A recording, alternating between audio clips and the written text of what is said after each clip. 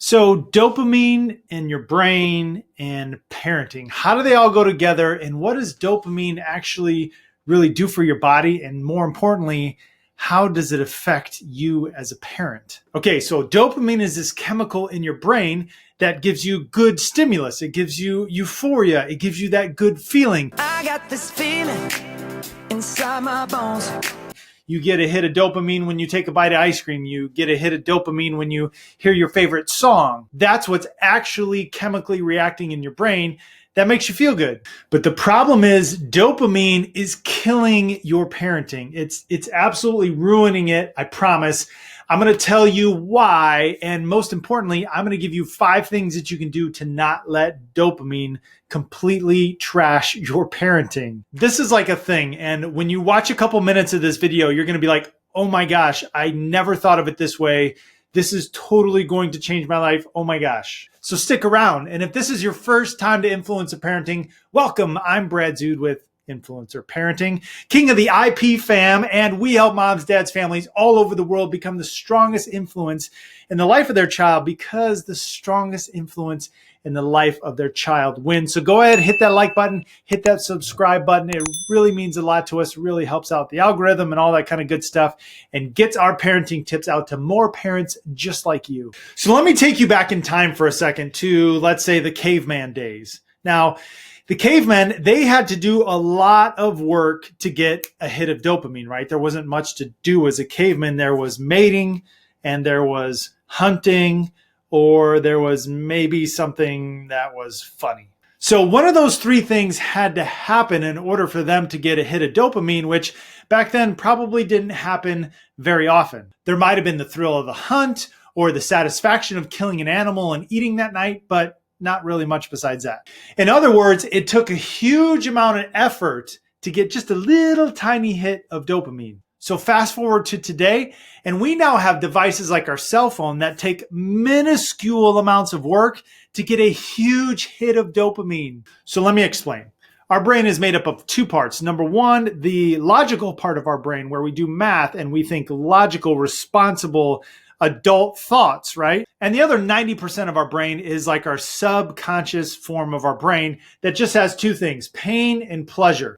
The subconscious part of our brain seeks after pleasure and tries desperately to avoid pain. And our subconscious mind then looks for patterns that give the brain dopamine. And now we have these things called iPhones that allow us to get that simple hit of dopamine whenever we want it. So see if this sounds like you. You literally wake up in the morning and do what we call the iPhone shuffle, right? You wake up and you're thumbing through your phone and you're just hitting every page on your phone and opening up all your apps, all your emails, getting everything done, seeing what happened while you were sleeping. And some of you go to bed with your phone and you literally fall asleep with it next to your bed. You don't want to miss a single beat on anything that happened during the day. Or should I say in the last 10 minutes since you checked it last. It's not so much that you want to find out what you've missed, it's that your brain is accustomed to constant hits of dopamine that have you looking at your phone constantly. So what? So what does this mean for parenting, right? Well, parenting is hard work. And because we live in a dopamine society where we can get quick hits of dopamine all the time, we get really lazy. Our subconscious brain says, hey, don't read a book that takes way too much work to get a little hit of dopamine, when we have our phone or the computer or our tablet over here to where we can do like 2 seconds of work and we can get like maximum hits of dopamine in our brain. So it affects our parenting because, listen, in order to be good, effective parents, we have to slow down and we have to invest in our children and we have to be patient. And that usually doesn't give us the hit of dopamine that we're looking for. And then it makes it really hard to slow down and be consistent and do things right and be thoughtful and explain things to our children like we really want to do. So think of someone that does drugs, right? They want that hit of dopamine so bad, they're willing to do it even if it's detrimental to the health of their body. So while we look negatively or look down on someone that smokes cigarettes, they actually do that for the same reason we check our phone 15 times an hour for. Look, Facebook and Instagram and TikTok and Pinterest and all those things, they are literally designed to trigger the highest amount of dopamine in your brain possible. So subconsciously, what's going on in our brain is that our subconscious brain is telling us, hey, we want a lot of dopamine. Don't go over there and invest time in your kids. That's too much hard work. And that doesn't give you the dopamine hit you're looking for. Let's go over here and get a snack out of the cupboard or go pop on your favorite song. Here are 5 ways that we need to combat the dopamine intake in our lives and literally detox from dopamine so that we can be better parents and better human beings.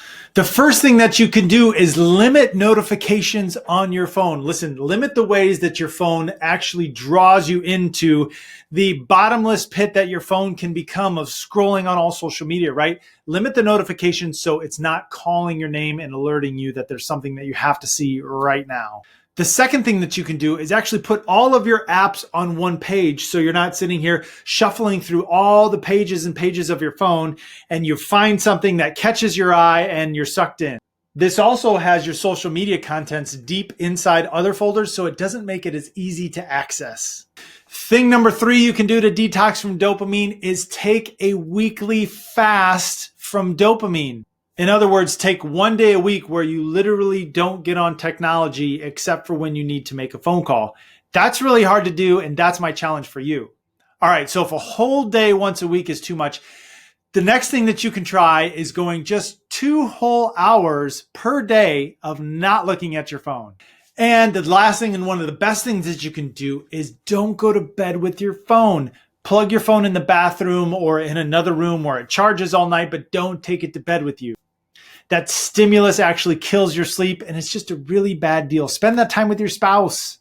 The end game is this, that we want to make our children the height of our dopamine fix so that when we do something small with our child, we get a huge hit of dopamine, and that's the dopamine that we go to, that we look for instead of our phone or anything else.